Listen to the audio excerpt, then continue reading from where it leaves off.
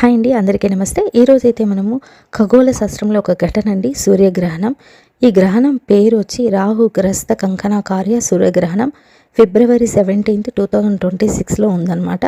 గ్రహణ ప్రారంభము మధ్యాహ్నం 3:26 అంటే ఆఫ్టర్నూన్ 3:26కి స్టార్ట్ అయ్యి గ్రహణ ముగింపు ఎండింగ్ టైం వచ్చి ఈవినింగ్ 7:57 అంటే సాయంత్రం 7:57 ముగుస్తుందన్నమాట.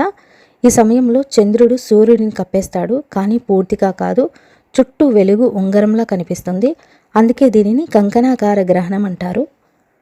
అయితే మన భారతదేశంలో లేదు అంటున్నారు గ్రహణము, కానీ గర్భిణీ స్త్రీలు పాటించండి ఖచ్చితంగా.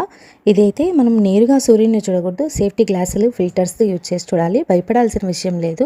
శాస్త్రయుక్తంగా ఇది సహజమైన ఖగోళ ప్రక్రియ మాత్రమే.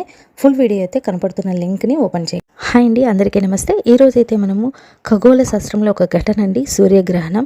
ఈ గ్రహణం పేరు వచ్చి రాహు గ్రస్త కంకణాకార్య సూర్యగ్రహణం. ఫిబ్రవరి 17, 2026లో ఉందన్నమాట. గ్రహణ ప్రారంభము మధ్యాహ్నం 3:26 అంటే ఆఫ్టర్నూన్ 3:26కి స్టార్ట్ అయ్యి గ్రహణ ముగింపు ఎండింగ్ టైం వచ్చి ఈవినింగ్ 7:57 అంటే సాయంత్రం 7:57 ముగుస్తుందన్నమాట. ఈ సమయంలో చంద్రుడు సూర్యుడిని కప్పేస్తాడు, కానీ పూర్తిగా కాదు, చుట్టూ వెలుగు ఉంగరంలా కనిపిస్తుంది. అందుకే దీనిని కంకణాకార గ్రహణం అంటారు.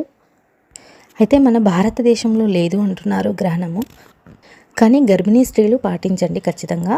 ఇదైతే మనం నేరుగా సూర్యుడిని చూడకూడదు, సేఫ్టీ గ్లాసులు ఫిల్టర్స్ యూజ్ చేసి చూడాలి. భయపడాల్సిన విషయం లేదు. శాస్త్రయుక్తంగా ఇది సహజమైన ఖగోళ ప్రక్రియ మాత్రమే. ఫుల్ వీడియో అయితే కనపడుతున్న లింక్ని ఓపెన్ చేయండి.